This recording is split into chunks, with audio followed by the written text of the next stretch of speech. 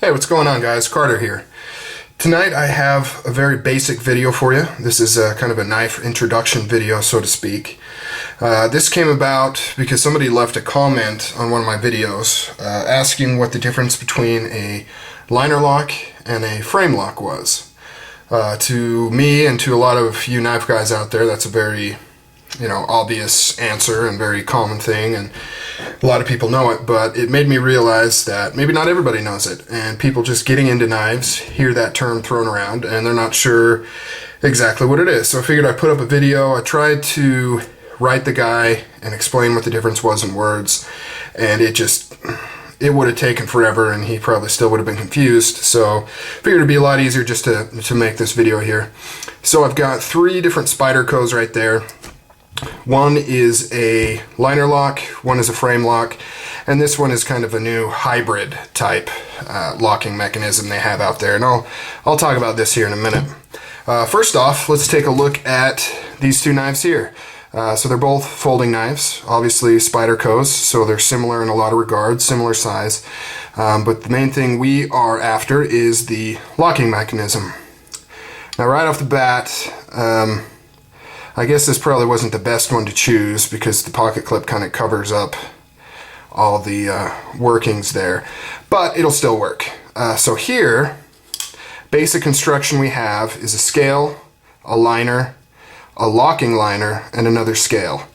So the actual locking mechanism is this liner right here, and it's bent this way so that when the tang clears it, it snaps underneath it and prevents the blade from coming forward.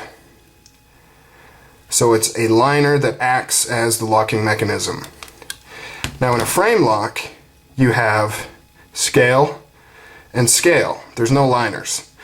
Some frame locks you will see a liner on this side, but never on the locking side, because the frame itself is the lock. As you can see there, the whole frame has a cut into it that goes down to here, and this has been bent inward so it has pressure, so that when the tang slides past it, that's what slides in. So that's really the difference right there. This one is the frame is actually the locking mechanism, where this one, the liner, is the locking mechanism.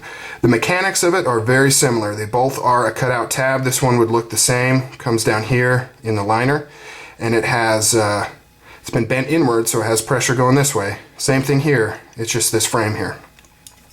So I hope that clears up any questions you have about the difference between a liner lock and a frame lock. I'm not going to go into which one I prefer or speculate on which one's stronger or better. I'm just showing the difference between the two, in case you were wondering. Now, as I mentioned before, this is kind of considered a hybrid, kind of a liner and frame lock hybrid. As you can see there, this has a scale, liner, I don't know, subframe, I guess you could say, and then a scale. Now, in all honesty, in my mind, this is a liner lock. This is a liner lock, a thick liner lock, but a liner lock that just has a cutout in the scale.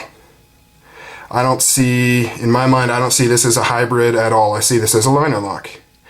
You know, in my mind, there's a distinct difference between a liner lock and a frame lock, and there's really no room for something to supposedly have both. The frame is not acting as the lock. This really thick liner is. Plain and simple in my mind. But that's really neither here nor there. Point of the video was the difference between these two. Alright guys, I will catch you later with some more knife videos here soon.